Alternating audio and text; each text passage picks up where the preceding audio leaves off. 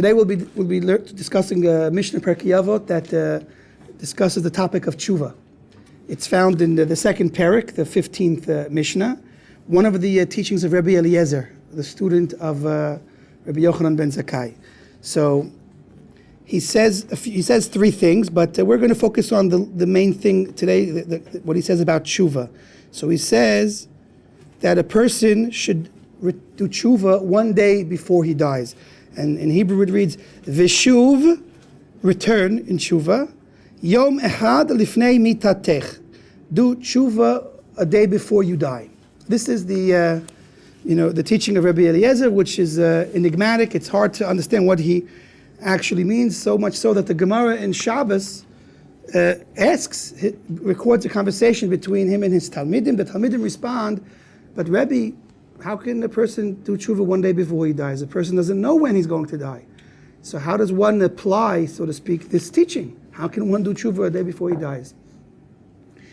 So the Gemara over there says, well, so a person should take the lesson to heart, and he doesn't know when he's going to die, so he should do tshuva today, maybe he'll die tomorrow.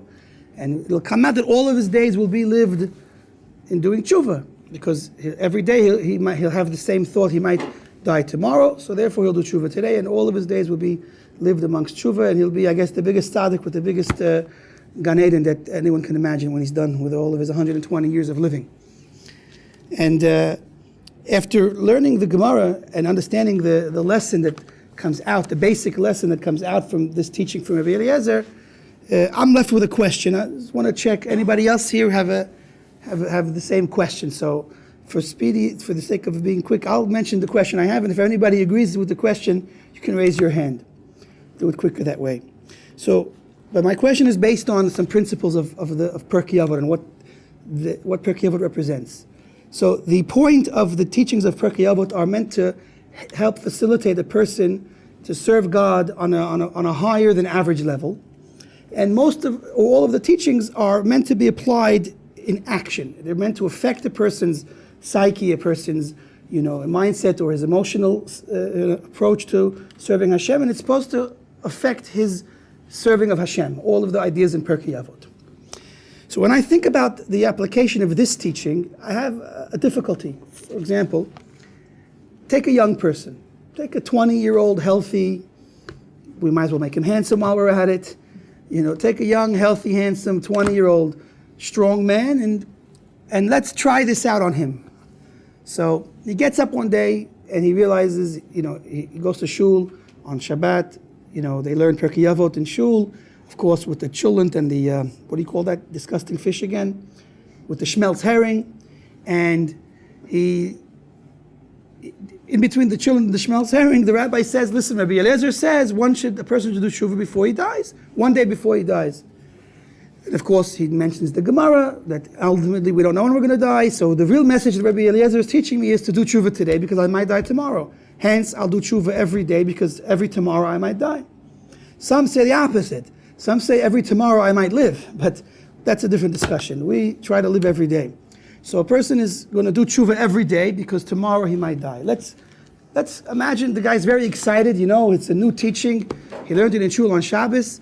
So Sunday, he gets up Sunday and says, listen, I better do tshuva today, this Sunday, January 3rd, because forget about what I did on New Year's Eve, that's a different story, but I better do tshuva today because I might die tomorrow, January 4th. So he's all excited. He does tshuva on January 3rd. He has a good day, healthy day. He goes to sleep, wakes up January 4th and says, okay, I better do tshuva today, January 4th, because I might die January 5th. And he does it again. I will not do the whole month of January, don't worry. Now what happens? He's done this for a week. So after a week, he gets up next week, and he says the same thing in the morning. I better do tshuva today because I might die tomorrow. And another week goes by, and a month goes by, and 2 months go by. 3, 4, 6 months. At what point does this psychological method of tshuva that's supposed to impact the person in such a meaningful way that it's supposed to change his life, at what point does it get dry? Does it get, been there, done that. Okay, I'm not dying tomorrow, just like I didn't die yesterday and I didn't die the day before. At what point does this mental approach to tshuva and life become, weaker and it's no longer affecting the person the way it's meant to. I think that the average person can only keep this up for so long. Since average people don't drop dead on the street, they don't get eaten up by a lion. Of course, in the Gemara, the terminology is getting eaten up by a lion, not getting hit by a car. Today, unfortunately, people can get hit by a car, but still, we don't assume that a person is going to die suddenly the next day. Of course, the nature of the world today is a bit crazier than it once was, but still, in the Gemara, we see in the laws of Yom Kippur, we don't assume that the Kohen, for example, will just drop dead, or his wife will drop dead. We don't assume, also in the laws of Gittin, we don't assume that a person will get eaten up by a lion to consider such a thing happening. So since in halacha we don't consider such far-fetched ways of dying to happen, it's because they don't happen. So let's take our nice, young, healthy, strong, handsome man. He's 6 months into this. I would assume by then the average person will no longer really with a full heart get up in the morning and say, I'm dying tomorrow, and do such a powerful tshuva. So I see a weakness in this idea, in this teaching, because if ultimately all of the teachings of Pirkei Avot are meant to affect us and affect our life and affect our activities and our mindset, so I see in this case, this approach to the Mishnah will wear off eventually. Everybody here see the same problem I see? Just everybody say yes? Yes. Excellent. Now, if you didn't really mean it, you could say no, but do you see the problem I'm pointing at? It's an obvious problem, right? Right, of course it is. Okay, good. I'm glad everybody agrees. So how do we resolve this problem? We can't, basically I put myself in a very bad situation. I just, rejected the Mishnah the way it stands on a symbol level. Who am I to do such a thing? So don't worry, I'm going to fix it, I hope. So we're going to try to fix it now. There's a peculiar language in Rashi who speaks about this Mishnah on that very Gemara that we spoke about in Shabbos, and says that there's something special about doing tshuva before you die that is unique. And based on this Rashi, we want to appreciate what is so unique about the tshuva that a person does before he dies, and also how does a person do tshuva before he dies. We started off saying a person doesn't know when he's going to die. So how does a person succeed in doing this very special tshuva that he does before he's going to die? So what we're going to do now is we're going to limit our Mishnah to referring to a particular type of person. And by doing so, we're going to solve the problem. Which type of person are we talking about? We're no longer talking about this young, healthy, handsome 20-year-old man. We're going to talk about a much older person. Not so young, of course much older, not so strong, and I guess nature would have it not so handsome either. Maybe once was. So this guy we'll make him, 70, 80 years old, weak. He's doesn't have the strength in his legs that he used to have. He doesn't have the strength in his arms. He doesn't have the same vision in his eyes that he used to have. His frequent doctor visits are a sign that he's on the way out. As a matter of fact, we don't need a sign. The doctors have told him that he's on the way out. He knows that he's going to die soon. Sad, but this is the way of life.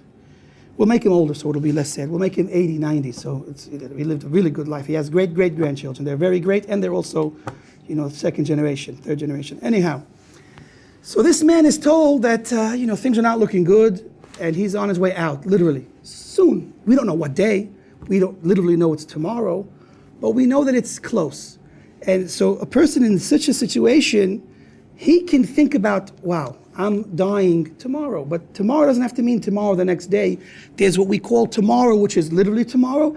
And then there's tomorrow, which is coming soon, which is a date that's not far away, an extended tomorrow. And the rabbis talk about an extended tomorrow. So if we're talking about this old man who knows he's going to die on this slightly extended tomorrow, so he could start to think about this wonderful, powerful, life-changing, life-saving tshuva that the Mishnah is talking about. Because a person that knows he's going to meet his maker shortly has a different perspective on life, has a different perspective on his future life, and certainly a different perspective on his past life. And that is the essence of tshuva. As we've said before, one must look to the past, and of course, in this case, the short future, and it's meant to have an internal effect on the person. So what does he do? What does this person do, knowing that he's going to meet his maker? Well, let's look at another person that was dying, and let's see his reaction. The famous rabbi who was in fact Rabbi Eliezer's teacher, Rabbi Yochanan ben Zakkai, on the last day of his life while he was on his deathbed and clearly about to die, starts crying. His students ask him, Rabbi, what are you crying for? He was the most righteous man alive. He never stopped learning. He knew the entire oral tradition, the written Torah, everything. He said there was not a piece of Torah that he left unlearned, undiscovered. They said, Rabbi, what could you be crying about? Why could you be so trembling and so fearful? Because that's the state that he was in. He said, because I'm about to die. I'm about to go to the world of emes, a world of absolute truth. And I'm about to meet my Maker and be judged. And there are two paths when we come to this world, and I don't know which path they're going to take me on. And they said, Rabbi, you're afraid of Sahak? If you could be such afraid of such a thing, then what's going to be with us? So, anyway, we're not getting into the details of that story, but that's essentially, Rabbi Yochanan ben Zakkai was afraid of meeting his Maker, a perfect tzaddik that he was. So let's take this old man now that's going to die soon. How afraid should he be about meeting Hashem? He should be very afraid. Now, this person who's about to leave the world soon, he's supposed to look back at his life and see his mistakes and have regret and do tshuva. And the type of tshuva that a person who's dying makes is not the same as a young 20-year-old man that has his whole life ahead of him. What's so different is because when you have no life left, so then everything is different. When you have all your life ahead of you, so you cannot appreciate the gift of life when it's sitting there and there's such an abundance of it. You can really only appreciate life when, sometimes unfortunately, when it's not there anymore. Let's try a story to help appreciate what we're talking about. Today in America, you have I don't know if it's a phenomenon today, it's probably very normal. You can buy things in an obscene amount of size. Like you can buy things like just huge. You can buy, probably you could buy mayonnaise, with I guess a year's supply of mayonnaise, right? About 20-gallon mayonnaise, olive oil. You can probably, you'd have to build a whole new house for all of the big containers that you could buy at Costco's. Anyway, you can buy things in such an abundance that you can have literally a year or years supply of what you want and need. Not like the olden days where people literally shopped every day. And they had to keep shopping every day. The Gemara talks about going shopping on Friday because you need fresh food for Shabbos. You couldn't even buy on Thursday because by then it would not be the same. But today we buy in 1999 and we still have it, waiting for us for 2015 coming up. So let's take an example. Oil is very symbolic. Oil represents the flame, the candle of the soul, life. Let's take a person who goes and he buys a big container of oil. And so he uses this oil every Shabbos to light his candles, and he uses it for the other various things he needs, lighting the lights in the house, and whatever else. Maybe it's the same oil that he uses for food, whatever. But he lights his candles, which is really representative of the neshama and the life of the neshama. And every time he wants to light, he takes oil and he uses it. Now, since he has such an abundance of this oil, we can understand that he uses it sometimes sparingly. It drips here and there. He puts too much. It spills. He's taking it very sparingly, right? Finally, after however long it takes to get to the end of this oil, a long, long time, he reaches the bottom. And he's taking the oil and he wants to light his candles one more time. And fortunately, he's not getting enough oil because there isn't much left. And he's trying to scrape every little drop of this oil in order to put enough candles to light his Shabbos candles. The custom is to light for some 7. And at that moment, he thinks to himself, wow, what am I going to, unbelievable. There's no more oil left. I thought this oil would never run out.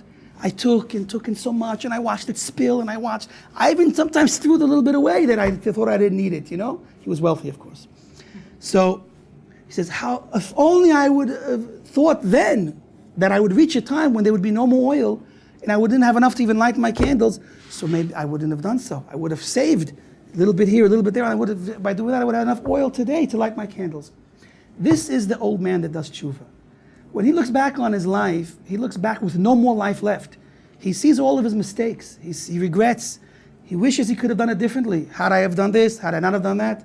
And he says, okay, so you know what? What if I try to fix things now? And he looks at his legs. His legs won't take him anywhere. He looks at his arms. They won't carry anything.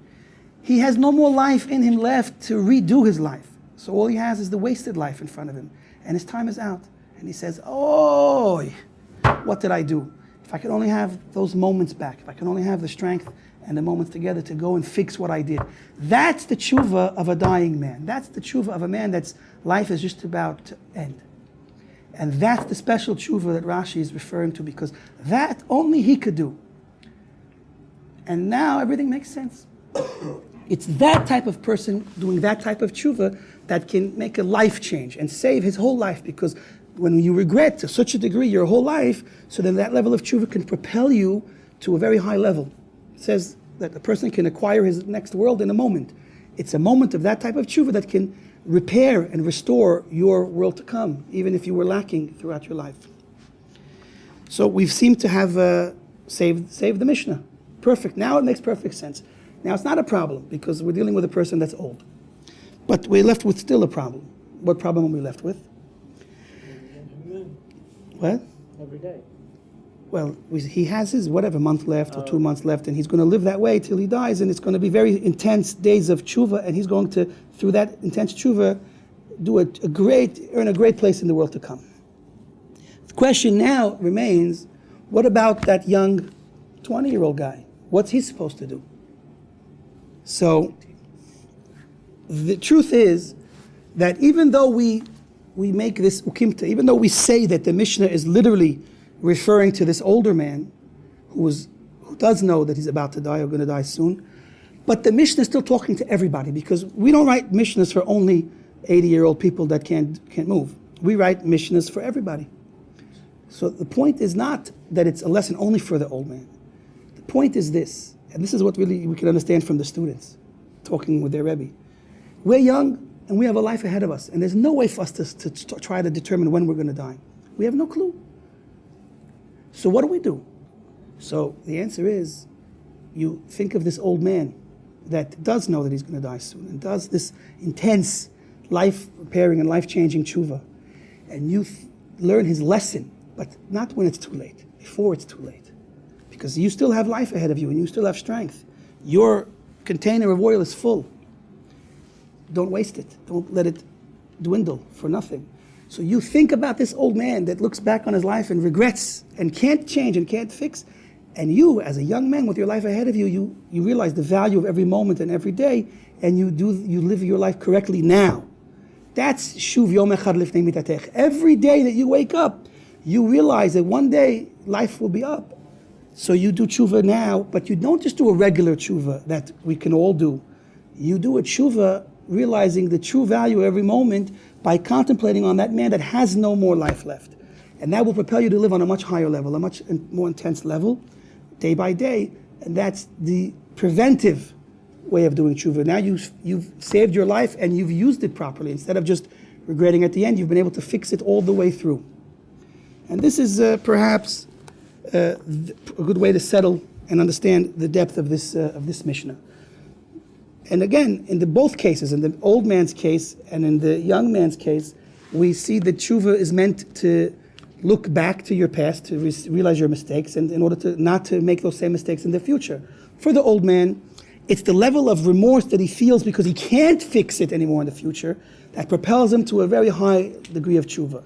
For the young man, that's not enough, because he has to get up the next day and continue living his life. So he uses the past to actually propel him to reach this level of tshuva by thinking about that old man, but now then using every day of his life correctly from now on. And this is, perhaps if we could take a little bit of these ideas to heart, we can really change our lives for the better and merit, especially this year and every year to come, that we approach God on Rosh Hashanah specifically with the clean of sin and without trying to make excuses for another wasted year, but rather a useful year. And we can pray and look forward to the next useful year as well. Shkayach, everyone.